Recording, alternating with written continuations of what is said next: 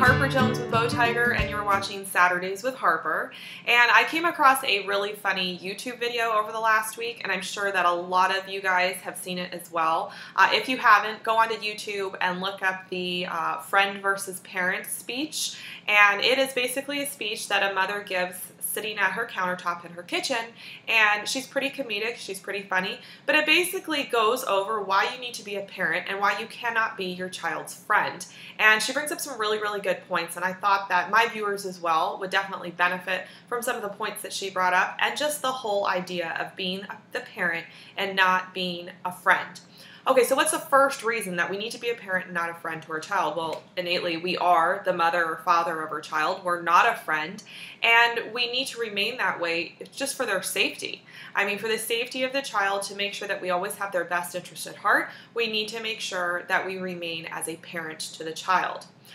The other reason is a lot of things that adults speak about don't necessarily mean anything to a toddler. There's no relevance in a toddler's life or a child's life to what you're talking about as adults. So one, you're not going to get great communication back if you try to use your child as somebody to talk to about these things. And two, the stress of the frustration that you might be having when you're trying to talk about things may be, or most likely will be, too much for your child to handle.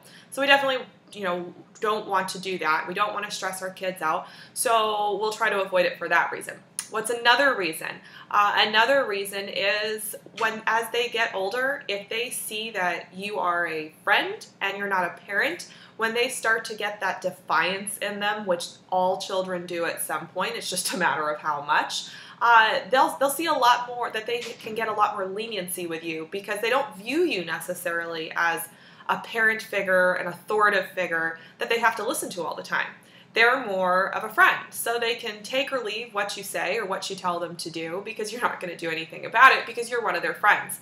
Don't ever get into that situation. It may be easy to manage them when they're, 3 feet tall, but all of a sudden they turn into a 10-year-old, a 15-year-old, and it just will wreak absolute havoc on your lives if you guys do that.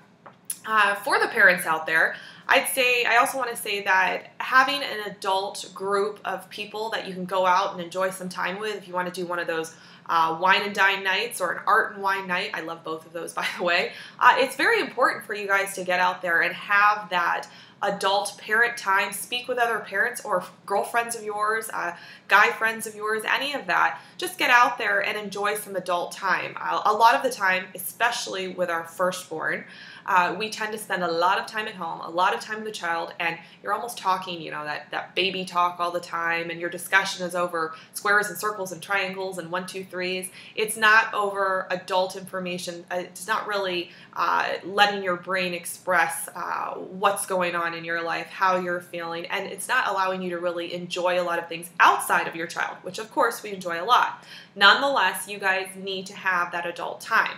So try to either go out with friends if you've lost touch. This is a great time to kind of reconnect or reach out to friends that you maybe had before. Try to regain a group that you can use. A lot of the mommy-toddler groups also offer mommy nights out, where the parents go out, mommy-daddy nights out too, where the parents go out without the kids. One of the parents decides to babysit, and then you all get to go out for a couple hours and just enjoy some adult time.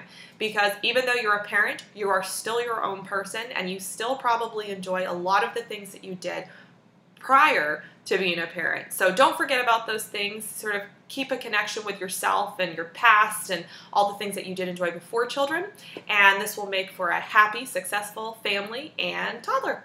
And okay, guys, if you are watching this, of course, on Facebook or YouTube, I'd ask that you go check out our blog on bowtiger.com. And as always, I'll be back next week on Saturday for another Saturdays with Harper. We'll see you then. Thanks.